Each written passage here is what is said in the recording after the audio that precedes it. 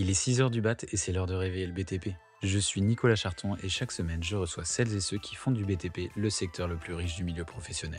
Et ça, c'est totalement objectif, ou presque. Alors si les sujets qui rythment l'actualité du secteur, la découverte de nouveaux métiers et en apprendre un peu plus sur le parcours de passionnés du bâtiment et des travaux publics t'intéressent, choisis ta boisson chaude préférée, installe-toi confortablement et profite de l'épisode qui va suivre.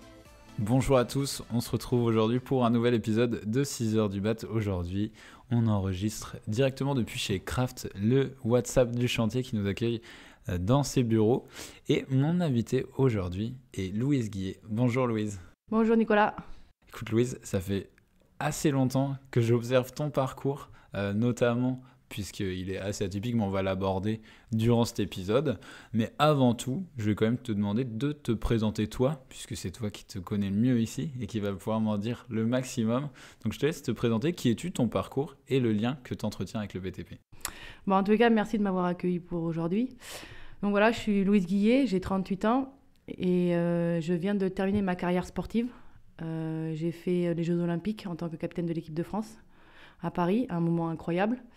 J'ai fait 23 ans dans le haut niveau. Je suis partie, j'ai vécu des choses extraordinaires. Je suis partie dans le monde entier. Je suis partie en Europe jouer aussi en tant que joueuse professionnelle, la seule et unique française à avoir fait ça. Et parallèle à ce sport qui est un sport très physique, un sport un des plus méconnus, je pense, en France et pas dans le monde entier, mais en France. Il fallait bien préparer sa reconversion. Et je suis partie à l'étranger, j'ai toujours fait des études. Ok.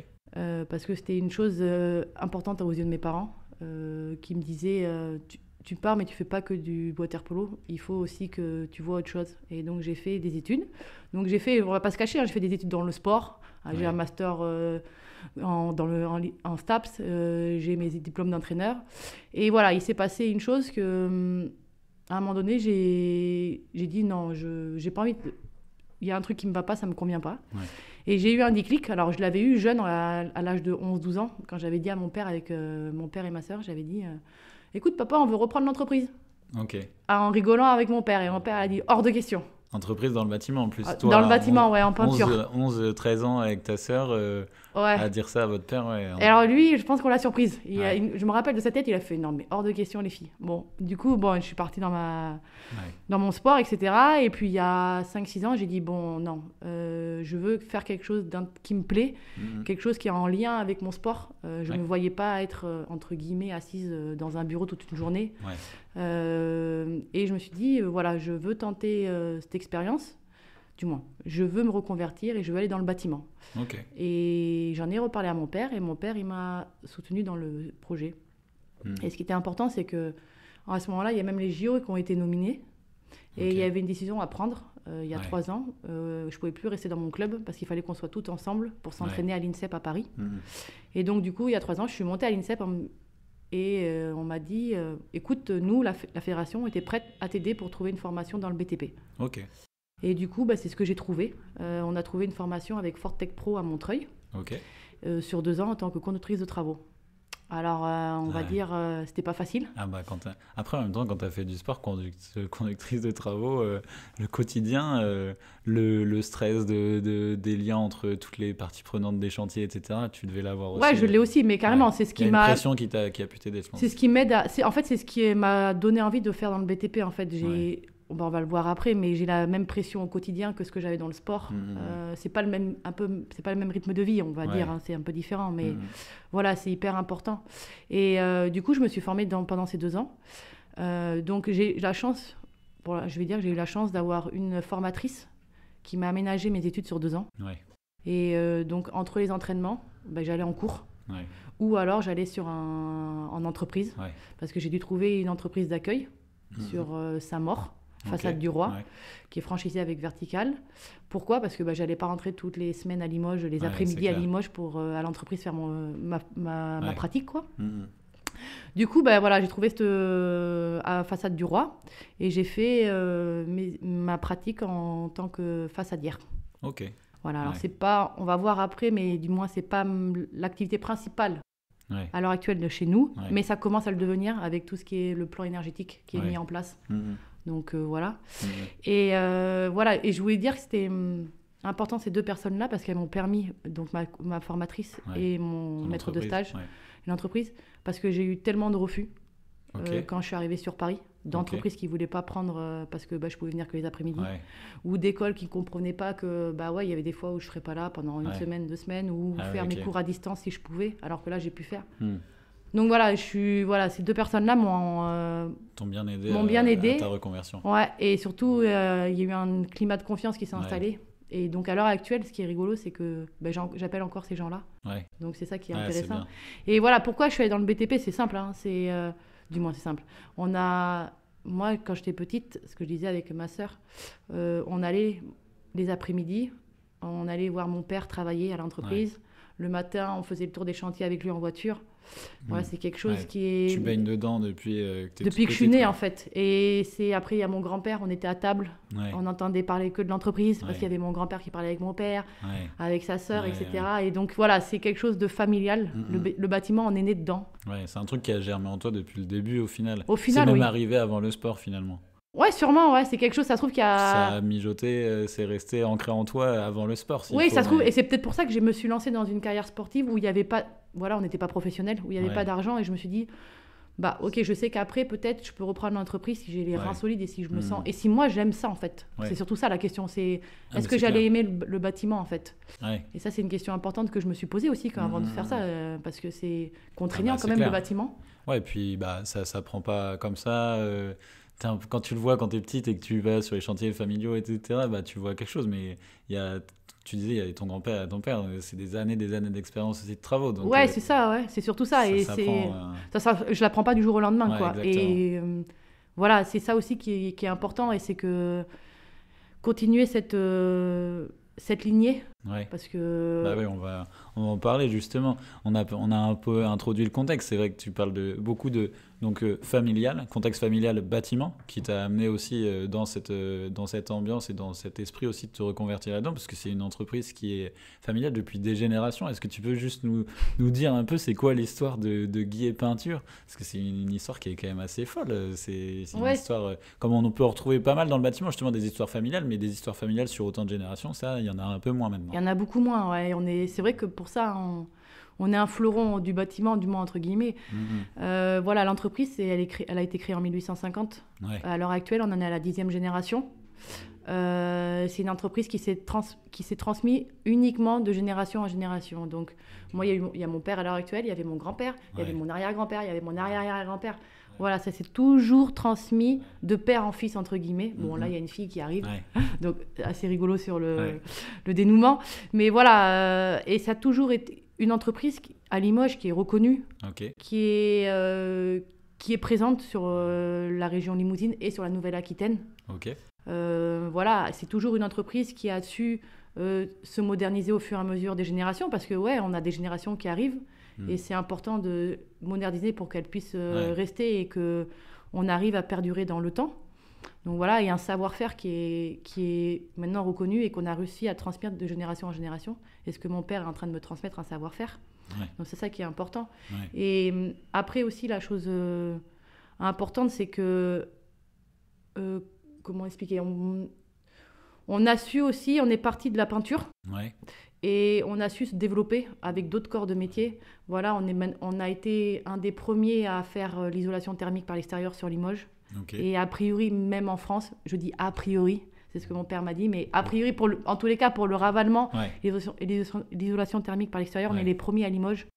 Voilà, et c'est ça qui est beau à voir, et que maintenant, je repasse dans les rues et mon père il me dit ça, j'ai fait ça il y a 10 ans, il y a 15 ans, il y a 20 ans. Et il m'explique au fur et à mesure. Les évolutions. Les évolutions. C'est une entreprise qui est historique, mais qui n'est pas restée figée dans le temps. Non. Qui a bougé, qui a su faire... Qui a su se moderniser avec l'événement, avec le bâtiment, avec l'évolution du bâtiment. Prendre les virages à chaque fois, que ce soit générationnel, avec les nouvelles générations qui apportaient aussi leur savoir-faire et les nouvelles méthodes. Et ça a permis d'élargir jusqu'à aujourd'hui. Toi qui arrives, comme tu disais, l'entreprise, c'est Guy et Peinture. Mais toi, tu es façadière. J'ai fait toute ma formation en façade, tout ce qui était ravalement, isolation thermique. Donc, je vais apporter ma pierre à l'édifice sur ça aussi, sur toutes les nouvelles normes qui arrivent, etc. Mais après, je me suis aussi formée en peinture, parce que c'est à la base, c'est notre cœur de métier. Bien sûr. Donc, on va dire qu'aujourd'hui, on a 3/4 de nos chantiers, c'est de la peinture. Et un quart, c'est tout ce qui est ravalement. Mais c'est en train de changer. À l'heure actuelle, on voit les demandes de devis de plus en plus sur le ravalement et l'isolation thermique. Donc, c'est important comme tu dis, de se moderniser et d'avancer dans ce qui se passe dans le mouvement de ce qui se passe à l'heure actuelle. Ouais, je pense que c'est ça aussi qui te permet de transmettre sur autant de générations. C'est que, en fait, si tout le monde était resté sur son corps de métier de base, enfin, je sais pas jusqu'où vous avez les données de vos générations, enfin, sur tes ancêtres qui étaient à la tête de la boîte, bah, peut-être qu'au tout début, ils faisaient des tout petits trucs. Bah, sûrement, oui. Des choses qui étaient largement différentes de ce que vous faites maintenant. Et au final, avec les autres générations et jusqu'à toi aujourd'hui, bah, vous avez réussi à la fois faire perdurer l'entreprise, mais aussi à la rendre encore plus globale sur une partie d'activité quand même, parce que du coup, c'est pas non plus du tout corps d'état. Non. Et là, on n'ira pas s'aventurer là-dessus. Moi, Chacun, c'est c'est ce que je disais, c'est chacun son domaine. Je vais pas aller faire de la plomberie alors que je veux dire... Quelqu'un me demande de faire de la plomberie, non, je vais dire stop. Moi, je sais pas faire de la plomberie. Mon cœur de métier, c'est peinture, ravalement, et on s'arrête là. Je vais pas extrapoler et dire... Vaut mieux savoir faire très bien une activité que moyennement plein d'activités. Ah mais je m'appelle pas MacGyver. Et je pense qu'on a notre entreprise, c'est quelque chose qui a été... On s'est jamais senti surestimé avec des super pouvoirs. On est toujours resté dans notre domaine, et c'est ça qui est fait à l'heure actuelle... là où on en est. Et ce qui est intéressant pour moi, c'est que de connaître tout cet historique, ça me donne de l'appétit pour la suite, quoi. C'est clair. C'est surtout que ça. Ouais, ça te donne la possibilité aussi de même toi aller élargir avec des compétences que tu vas acquérir, etc. Ouais. C'est cool. Et que je vais apporter aussi au fur et à mesure. Ouais, exactement. C'est le but. Et du coup, parce que Façadière, tu vois, c'est un métier qu'on connaît peu finalement. Ouais, c'est peu. Tu vois, peintre en bâtiment on connaît. Façadière, c'est quoi le quotidien de quelqu'un qui fait ce métier-là ? Est-ce que tu peux nous en parler un peu ? Ouais, je peux en parler. Alors en fait, le matin, je me réveille. J'arrive à l'entreprise. Donc j'arrive avant tous les ouvriers. Ça, pour moi, c'est quelque chose d'important. Pour mettre la mise en place, etc. Et après, à 7h30, en général... Du moins, ils arrivent et on fait notre petite réunion. Et là, on donne les consignes. Moi, mon but, c'est de donner la consigne à ceux qui font l'extérieur, à tous ceux qui font ravalement et ITE. Donc, je leur donne les consignes. Et en suivant, ils partent sur leur chantier. Et moi, je vais tous les jours voir mes chantiers pour voir où ça en est, qu'est-ce qu'ils font, est-ce qu'il y a un problème, est-ce qu'il n'y a pas un problème, est-ce qu'on peut améliorer certaines choses, est-ce qu'on ne peut pas améliorer. Et aussi, c'est important... cet échange parce que moi c'est des ouvriers qui me connaissent quand j'étais née, du moins il y en a certains qui me connaissent pas quand j'étais née mais quand j'avais 10 ans, 11 ans, 12 ans et ils ont pas donc ils me disent Louise, les bébés connaissent Louise en tant que bébé, Louise fille de l'ancien patron, de l'ancien patron et qui va reprendre la boîte. Il faut mais que ils ne connaissent pas en tant que personne du secteur qui a fait de la conduite de travaux que tu fais encore et tout ça. Donc c'est important aussi d'avoir ce lien avec eux quand je vais sur les chantiers, et c'est une autre approche et on crée des liens, mais ils me voient différemment et c'est ça qui est important aussi. Donc du coup je m'oblige à passer sur tous les chantiers, et puis j'aime bien. C'est pas une chose que... tant que tu as fait de la conduite de travaux, ça te manquerait en fait, je pense, de pas passer sur les chantiers. Et puis ça me manquerait de rester au bureau, tu vois, et de pas bouger un peu, d'aller voir sur le terrain ce qui se passe. C'est parce que la base du terrain, parce que la base c'est le terrain, ce qui m'anime. C'est ça qui t'a amené au secteur aussi. C'est ça qui est important.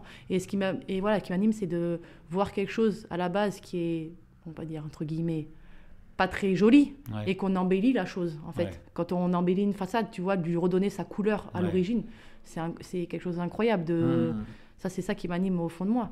Et donc du coup donc je fais mon petit tour de chantier, donc on échange, etc., sur ce qui va pas, ce qu'on peut faire, et après je reviens à l'entreprise. Je fais mes comptes rendus normales, et après soit je cale mes rendez-vous pour mes futurs clients. Donc ça aussi c'est une approche que j'aime bien à Limoges. Pourquoi à Limoges ? Parce que quand je rencontre un client à Limoges, je me suis rendu compte, là, c'est une population assez âgée. Bon, il y a quelques jeunes, il y a des jeunes, mais c'est une population assez âgée. Et, on fait le rendez-vous pour dire, moi, j'aimerais bien refaire ma façade de telle manière, refaire ça, qu'est-ce que vous pouvez me conseiller, etc. Et à la fin, parce que moi, j'aime bien prendre du temps avec mes clients, à la fin, on dérive. Et en général, ils me disent... Ah, mais on vous a vu dans les journaux, ou ah, on connaît votre famille, etc. Et du coup, eux, ils me racontent des fois des anecdotes qu'ils ont. Je sais pas, la dernière fois, c'est rigolo, il y avait une dame qui me racontait qu'elle se rappelait de ma grand-mère qui allait chez le coiffeur. Ah ouais, énorme. Du coup, moi, ça me fait... ça te motive de servir un peu en fait, tu es dans les pas des anciennes générations et du coup, toujours dans ce tissu local qu'ils ont connu et que toi, tu vas aussi connaître. Et c'est ça qui est bien dans... appétit aussi, c'est clair, de se dire, tu perpétues à la fois une tradition de métier, mais à la fois une tradition familiale ancrée en région, quoi. Ouais, et c'est ça qui est beau, qui m'anime aussi, tu vois. Donc je reste, et ces rendez-vous clients, pour moi, c'est important. C'est quelque chose aussi qui te permet aussi de te faire, un jugement et de faire d'aider les gens, quoi. Surtout, c'est ça qui est important. Donc et après, le soir, je rentre et puis voilà. Après, ce qui est important, c'est que j'ai gardé cette activité sportive que j'ai à côté quand même. Ouais, c'est ce que j'allais te dire. Ouais. Il y a quand même, je pense pas qu'on arrête. Tu vois, il y en a pas mal qui disaient ça, tu vois, sur les sportifs qui prenaient la retraite. C'est un peu une petite mort quand tu prends ta retraite sportive, surtout quand, là, toi, du coup, tu avais préparé ta reconversion, etc. Mais t'en as quand même qui ont eu des reconversions plus compliquées.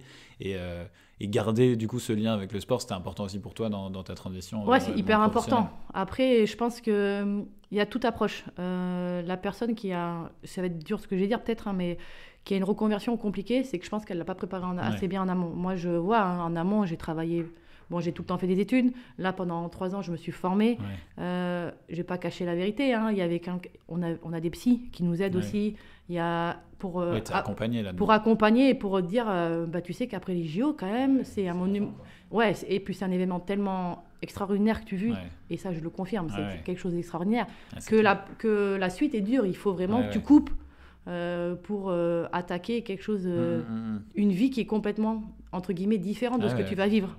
Donc moi j'ai eu la chance de bien être accompagnée dans tous les sens, de pouvoir aussi couper ce que j'avais dit à mon père, entre guillemets, et moi après les JO je coupe. Tu peux pas enchaîner. Il m'avait dit tu sors du bassin et tu fais une façade, quoi. Il m'avait dit, en rigolant, il me dit, non, dis-moi, c'était pas rigolant, il me dit, bon, tu reprends le 20 août. Et j'avais fini le 11 août. J'ai dit, non, c'est impossible, je peux pas. Donc j'ai repris tranquillement en septembre. C'était important pour moi et même tout le monde m'avait prévenu en disant, écoute bien, c'est important pour la suite. Donc et du coup, je garde cet aspect sportif. Donc je finis ma journée, je vais faire du sport. Ce qui est important, c'est d'aller je me suis mis à la course. Alors une nageuse qui court, c'est quelque chose d'extraordinaire. Je te rassure, l'inverse, c'est assez drôle aussi. Voilà. Moi, je cours pas mal et si je dois me mettre à la natation, on va rigoler aussi. Voilà, donc du coup, tu vois là, et ma salle de sport, je continue. C'est des choses qui sont importantes. C'est important dans ton équilibre, quoi. Voilà, pour l'équilibre et évacuer une journée que tu as eue. Je pense que c'est une journée de travail qui sont quand même intenses, les journées que je vis. Tu as de la pression, tu emmagasines plein de choses et il faut savoir relâcher pendant une heure. En plus, toi, t'apportes... Ce qui est bien aussi, c'est que du coup, toi, avec ton quotidien de sportif de haut niveau de ta vie d'avant, t'apportes aussi cet aspect santé mentale qui était peut-être pas forcément présent dans le bâtiment où, tu vois, comme tu dis, t'as dû voir tes grands-parents, tes parents travailler jusqu'à très tard, toujours penser boulot, etc. Alors que toi, t'as peut-être une approche différente parce que du coup, une autre approche de gestion de pression, de gestion de résultats, etc. Quoi. Oui, t'es complètement d'accord. Parce que quand mon père il me dit tu vas encore au sport, machin, j'ai dit mais en fait c'est hyper important pour ton bien-être, pour toi, même si tu veux perdurer. Bon, nos générations arrivent à perdurer, mais je pense que nous, notre génération à l'heure actuelle, on n'est plus dans la même approche. Une autre approche que ce qu'ils avaient vécu où ils allaient de 6h à 19h au travail et ils faisaient rien d'autre.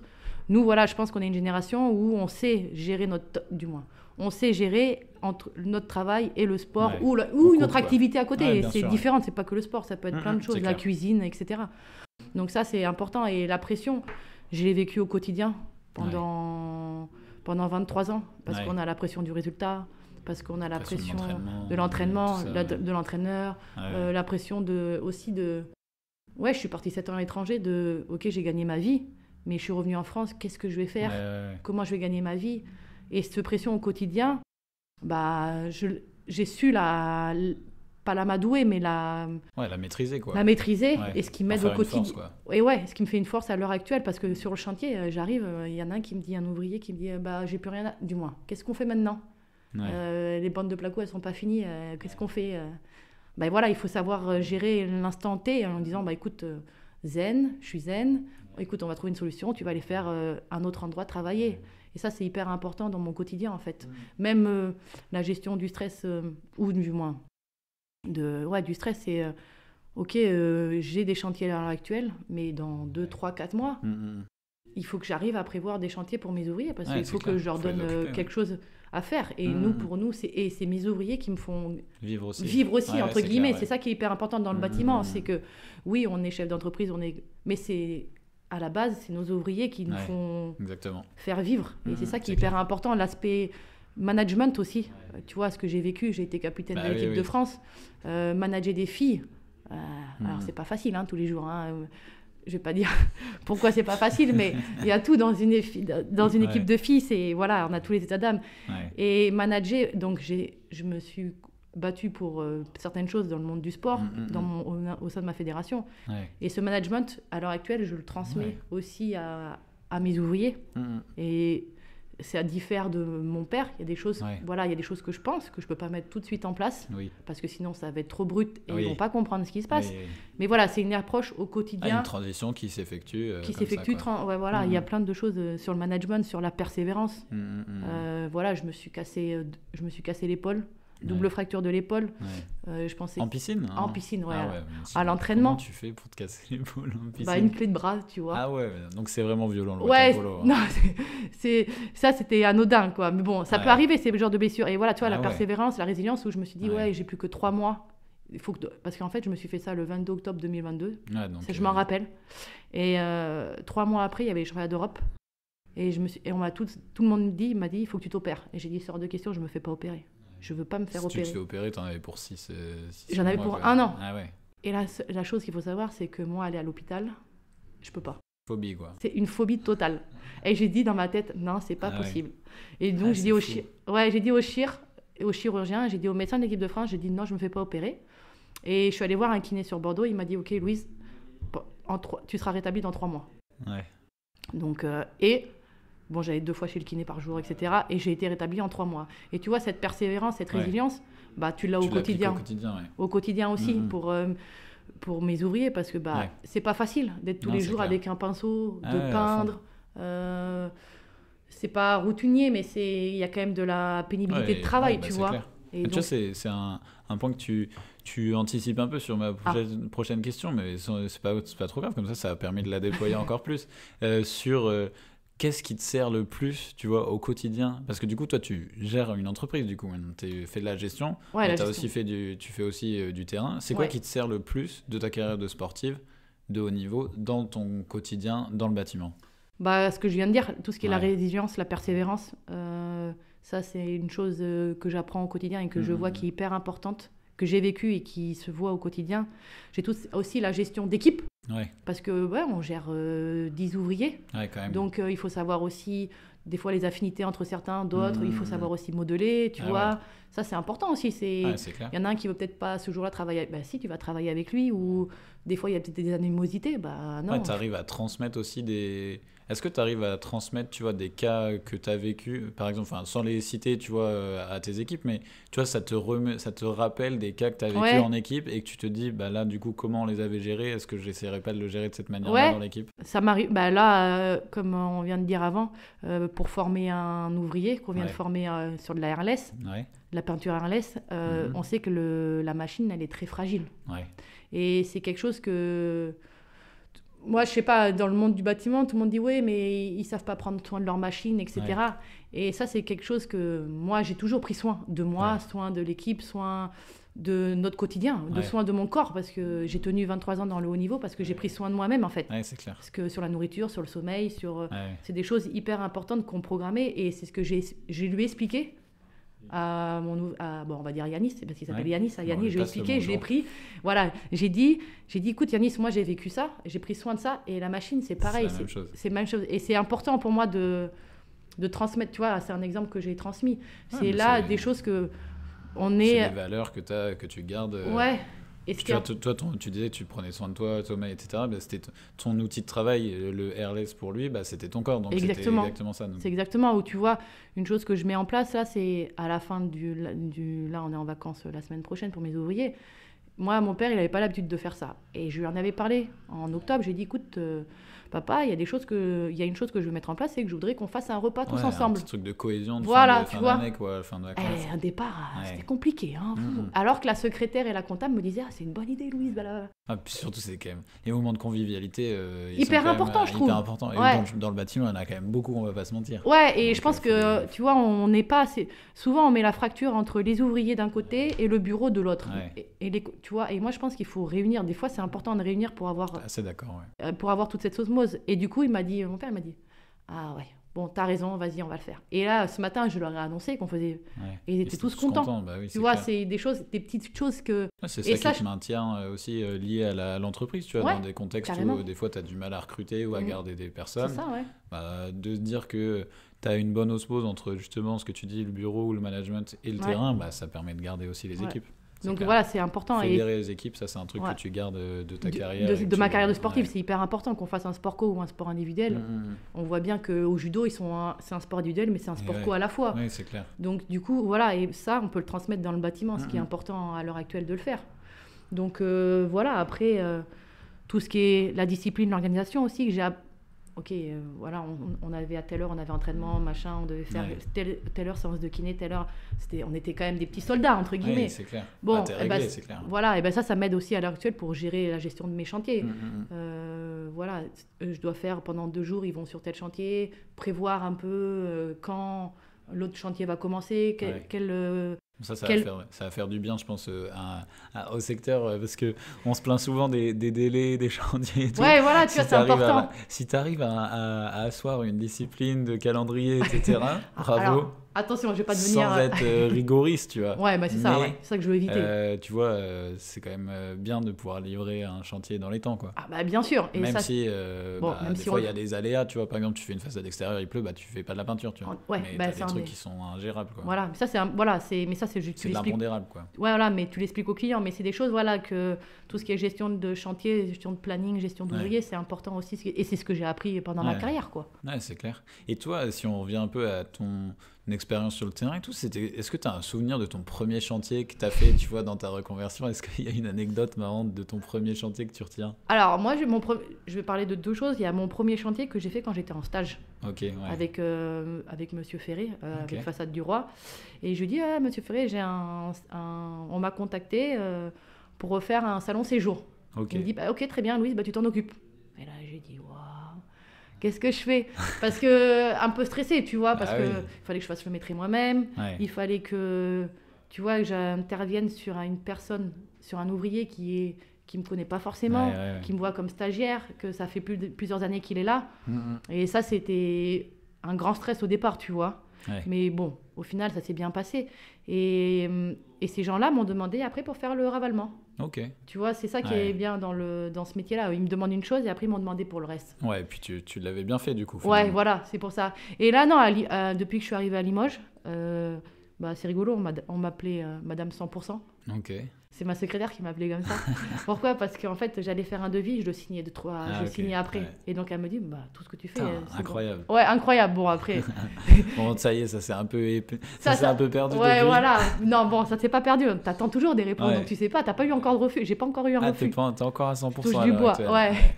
Mais voilà, non, un chantier qui m'a marqué, c'est quand je suis allée voir des personnes et qui m'ont demandé de leur faire leur chambre Ok, et faire leur sol, tout ce qui était sol extérieur. ok. Et ces gens-là, on parlait de rien. Mhm. Parlaient de rien, ils avaient peur. Et j'ai réussi à leur donner leur confiance. Ouais. Notre confiance, que nous, on travaille sérieusement et qu'on va travailler en confiance et qu'il n'y aura pas de soucis. Mhm. Et de voir à la fin comment ils étaient contents de leur chantier. Et c'est ça qui m'anime, en fait. Ouais, et c'est ouais. ça qui m'a fait hyper Le plaisir. service, quoi. Ouais, et après, donc, je suis allée sur ce chantier sans stress. Hein. Et j'étais confiante. Ouais. Peut-être parce qu'il y a mes 2 années de formation aussi, Ouais. sûrement, hein, mes 2 Mhm. années. Et que je me suis dit, bah, enfin, ça y est, ça y est, c'est ta vie maintenant, c'est ton métier. C'est ta place, c'est ton truc. Et voilà, et alors fais-toi plaisir. Ouais. Kiffe comme tu as kiffé les JO, comme tu as kiffé ta carrière. Donc Ouais. vas-y, fais-toi plaisir. Et Mhm. c'est ça qui est important. Et mais moi, de voir mes premiers chantiers où je voyais les gens sourire à la fin, mais qui étaient stressés, tu vois, au Ouais, début, ouais. en disant, mais non, mais ils vont venir, ils vont mettre de la poussière, il faut qu'on déplace des meubles. Mais non, vous inquiétez pas de panique, quoi. Ouais, c'est C'est clair. ça qui est important. C'est clair, c'est clair. Et si t'avais... du coup, toi, maintenant, du coup, t'es T'es encore en co-gestion avec ton père sur l'entreprise? Du coup, vous faites une transition actuellement. C'est quoi les enjeux à venir pour vous? Est-ce que c'est lui qui prend un peu de recul et il va te laisser les clés de la boîte tout de suite? Je pense que ça va être un peu long. J'imagine que quand on a bossé toute sa vie dans la boîte, c'est difficile de lâcher. C'est dur, hein. Mais c'est quoi les enjeux là pour Guillet Peinture du coup? Là, les enjeux, il y en a plusieurs. Ouais. Le premier, c'est de faire cette transition, de tranquillement et sûrement. Que voilà, mon père, comme tu dis, ça fait 43 ans qu'il est dans la boîte. Ouais. Je vais pas lui mettre un coup de pied aux fesses et lui dire écoute, tu dégages demain matin. Donc c'est à faire cette transition en douceur, que ça se passe bien. Donc là, comment ça se passe lui? Alors il est sur l'aspect encore. Moi, ce que j'ai pas encore acquis pour l'instant, c'est tout ce qui est l'aspect gestion financière de l'entreprise. Ouais. Voilà, pour l'instant, il m'a dit ça, on verra ça l'année prochaine, tranquillement. Donc moi, je m'occupe de tout ce qui est sur le terrain. Donc la gestion de chantier, la gestion de chantier, tout ce qui est particulier, les particuliers, la gestion aussi un peu commerciale. Les réseaux sociaux, voilà, tout ça qui m'a donné où j'ai un peu les mains libres sur ça, tu vois. Ça, c'est important. Donc ça, c'est le premier point, donc ça va être la transition. La deuxième chose, c'est le plus important, c'est quand je vais prendre sa place. Mon premier but, c'est de pérenniser l'entreprise. Oui, bien sûr. De pérenniser tout ce qu'ont fait mes aïeuls depuis 1850 et pas dire, elle est arrivée et on met la clé sous la porte parce qu'elle n'y arrive pas. Ouais. Non, mon but, c'est ça va être pérenniser l'entreprise et d'apporter ce que je peux au quotidien et d'assurer cette pérennité. Et ensuite, moi, je suis quelqu'un qui aime l'innovation. Ok. Donc, tu es à l'écoute de tout ce qui peut se faire sur le métier, de moderniser. Faire bouger la boîte. Voilà, de moderniser ça. Alors là, j'essaye d'apporter. Donc déjà, les réseaux sociaux, c'est quelque chose d'énorme pour la boîte. On n'était pas très ancré sur ça. On va rire, hein, mais par exemple, nos ouvriers, ils rendent encore leur feuille d'heure sur du papier. Et voilà, et ça, c'est une chose pas qui me choque, mais qui me disent attendez, on va gagner du temps quand même. Même pour la secrétaire qui rentre les heures et tout. Enfin, c'est d'abord saisi sur leur feuille, après elle doit les retranscrire sur un programme et tout ça. Là, on est en train de voir pour l'année prochaine pour voir est-ce qu'on peut informatiser tout ça. Et ça, c'est ta mission, quoi. Ouais, nos prochains objectifs, et c'est pas une mince affaire. Non, c'est clair. La transition, quand tu as fait toute ta vie sur du papier, c'est compliqué. Pareil en douceur. Ouais, voilà. Et après, la dernière, c'est pour moi ce qui est un point quand je dirigerai la boîte entièrement. Ce qui est important, c'est la formation. Former mes ouvriers. Ouais. Voilà, comme j'ai dit, on en a formé un sur l'airless, sur la peinture airless. Moi, je trouve que c'est important d'être formé sur l'innovation, sur l'airless, sur, par exemple, je sais pas s'il y en a un qui me dit demain, je vais faire mon diplôme de secouriste. Du travail plus. Vas-y, fais-le, il n'y a pas de souci sur les nouvelles méthodes qu'il y aura. Je sais pas, dans 10 ans, comment... tu veux les accompagner à continuer d'évoluer aussi dans leur métier, quoi. C'est ça, exactement. S'il y en a un qui me dit, demain, je vais être que dans la rénovation énergétique, l'ITE, je vais faire une formation sur ça, ok, vas-y, je te fais la forme... Du moins, je te fais.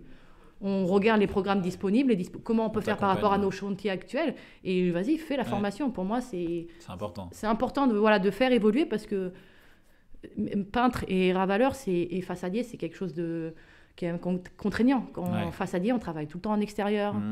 Quand il pleut, il fait froid. Voilà, et si on peut aussi les accompagner dans les faire évoluer et leur donner un peu d'importance dans ce qu'ils font, moi, c'est ça qui m'importe aussi. Voilà, c'est ça qui est important. Donc voilà, il y a plusieurs enjeux. Il y a d'abord la passation, qui est importante. C'est un gros challenge. C'est clair. Donc là, sur 2-3 ans, on se met l'objectif. Et après, il y a tout ce qui est... la formation, tout ce qui est apporter un peu la technologie qui arrive un peu dans le bâtiment sur place, quoi. Ça, c'est des choses importantes. C'est des beaux caps.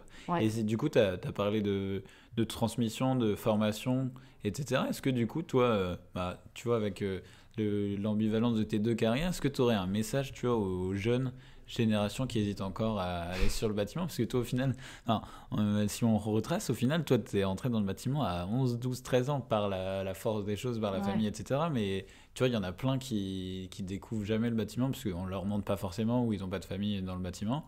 Qu'est-ce que ça serait, toi, ton message, toi qui t'épanouis maintenant aussi dans ce secteur? Moi, je leur dis, allez-y. Franchement, vous pouvez faire tellement de choses dans le bâtiment, que ça soit, je dis des métiers incroyables, que ça soit sur le terrain, comme façadier ou ravaleur, ou façadier ou peinture ou électricien. Vous pouvez faire d'autres choses dans les bureaux, conducteur de travaux, vous pouvez faire des bureaux d'études, etc. C'est hyper important. Après, ce que je leur dis, c'est qu'à l'heure actuelle, je pense que quelqu'un qui aime travailler avec ses mains, quelqu'un qui aime, je sais pas, donner vie à quelque chose, le côté artistique, on l'a dans le bâtiment. Voilà, quand on a une façade où on doit remettre des moulures en couleur, où c'est bien précis, c'est hyper gratifiant pour si un jeune a envie de le faire, vas-y, fais-le. On le voit pour la cathédrale de Notre-Dame, le nombre de jeunes qui ont travaillé clair, et qui étaient contents de faire ça. Ah bah oui. Et je pense qu'il ne faut pas avoir peur. Ok, alors tout le monde dit oui, il y a des horaires contraignantes, mais non, je pense qu'il faut, si on a envie de faire quelque chose, même si on a des avis négatifs, venez essayer, au moins essayer. Venez faire un stage d'1 semaine, 2 semaines, ce que vous voulez. Et moi, je leur dis, venez essayer. Voilà, là, par exemple, on a une petite jeune en stage qui vient à partir de janvier. C'était pas trop dans la tradition de l'entreprise. Et j'ai dit à la jeune, ok, moi, je te fais confiance. Ça va être un travail de confiance. Parce qu'elle faisait des choses très belles sur du marbre, de la peinture sur marbre, très magnifique. Et je lui dis, mais c'est quoi ton but? Donc elle m'a expliqué son but. Et je lui dis, vas-y, viens. On va t'accompagner. Je vais essayer de t'aider pour faire ça, pour que tu puisses travailler ça. Parce qu'elle, son but, c'était de donner vie à des choses, à des bâtiments. Et je lui dis, vas-y, nous, je te prends en stage et je vais essayer de t'accompagner pour te faire découvrir ce métier. Et c'est ça qui est important pour les générations, c'est de ne pas avoir peur et de se lancer de se lancer dedans, en fait. Et puis comme tu dis, comme toi tu as eu, et que tu as aussi souligné au tout début, c'est que quand tu t'es lancé, y a des gens qui t'ont accompagné et en fait tu es jeune, il y aura toujours quelqu'un qui viendra te tendre la main et qui t'accompagnera sur tes débuts de métier, que tu te souviendras après, que tu pourras forcément... je pense qu'on n'est pas en possibilité, en capacité de dire écoute, non, débrouille-toi, fais ce que tu veux. On n'est pas en capacité et je pense qu'au contraire, et il y a plein de choses, on voit dans le bâtiment à l'heure actuelle, avec la rénovation énergétique qui se passe, il y a encore plein de perspectives d'évolution, plein de perspectives de métiers qui peuvent s'ouvrir. Et je pense que la pénibilité qui existait avant, on est en train de la réduire au fur et à mesure avec l'avancée. Et c'est ça qui est important aussi pour les jeunes. C'est plus comme avant, on porte les sacs de ciment. Ça, ok, on peut faire, mais maintenant il y a feras différemment. Voilà, il y a des choses, il y a de la mécanisation qui arrive et tout ça. Et c'est important. Il faut pas avoir peur. Il faut pas avoir peur de venir frapper aux entreprises. Et de dire, écoutez, moi, s'il est motivé, qu'ils viennent. Voilà, c'est ça qui est important. Et dans le bâtiment, je dis, il y a plein de choses. C'est ouvert et je pense qu'on n'est pas avant, le bâtiment, c'était, entre guillemets, un peu plus fermé. Mais je pense que là, les gens s'ouvrent de plus en plus. Et... Puis il y a besoin de monde, donc dans tous les cas, tu ne vas pas te fermer quand tu as besoin de monde. On cherche toujours. C'est malheureux à dire, on cherche toujours des gens. Voilà, on cherche toujours. Mais c'est clair. Écoute, c'était une super discussion. Il va me rester une dernière question de conclusion, toujours dans cet esprit un peu collectif du bâtiment. Moi, j'aime bien poser la question en fin d'épisode à mon invité de qui tu aimerais, toi, entendre sur le média, tu vois, lié ou non de près ou de loin à votre entreprise, lié ou de près ou de loin au bâtiment, qui peut réveiller le BTP avec moi un matin. Qui aurais-tu envie d'entendre ici? Alors, je pense à quelqu'un, à Monsieur Frédéric Lavert, qui est un OPC. Je pense qu'on n'en parle pas assez souvent. C'est vrai. Parce que c'est des gens que sans eux, je pense que les chantiers ne se coordonnent pas. Et cette personne, elle m'a surprise. Mais en positif, attention. Parce qu'à l'heure actuelle, on a un chantier sur Limoges qui est assez énorme. Et il gère ça d'une main de maître. Un chef d'orchestre, quoi. Et pour moi, c'est quelque chose qui est... Je ne pensais pas qu'un chantier pouvait se gérer aussi facilement et se dérouler aussi bien, même entre les corps d'État où ça s'entend hyper bien, il n'y a pas de bagarre. Et voilà, c'est une personne qui, je pense qu'il y a des choses à dire sur ça, sur ce métier-là, qui est vraiment très intéressante à venir un matin avec toi. Trop bien. Écoute, je le contacterai au moment de la sortie de l'épisode et écoute, c'était un super moment d'échange. J'ai adoré tout ce qu'on a pu partager, faire ce lien entre sport et bâtiment. Je sais que du coup, ça c'est quelque chose, la transition, comme tu dis, elle va se faire plus ou moins rapidement. et tu auras toujours besoin de ce que tu as fait dans ton sport, dans le water polo, un sport qui est en plus tu vois, un peu similaire au bâtiment, qui a une image qui n'est pas forcément celle de la réalité. En fait, personne connaît vraiment le secteur du water polo comme on peut ne pas très bien connaître le bâtiment. Donc, très heureux de pouvoir faire ce genre de passerelle et j'espère que tu as passé un bon moment ce matin au micro de 6h du Bat. Ouais, un super moment et en tous les cas, merci. Et on se retrouve très très vite pour un nouvel épisode où on réveille le BTP. Merci d'avoir réveillé le BTP avec nous ce matin. Tu retrouveras toutes les infos, les liens et les documents évoqués au cours de cette discussion dans la description. Mais avant de se quitter, si tu as apprécié cet épisode, n'oublie pas de t'abonner et de mettre 5 étoiles au podcast sur ta plateforme d'écoute préférée. Et quant à nous, on se retrouve très vite pour réveiller de nouveau le BTP.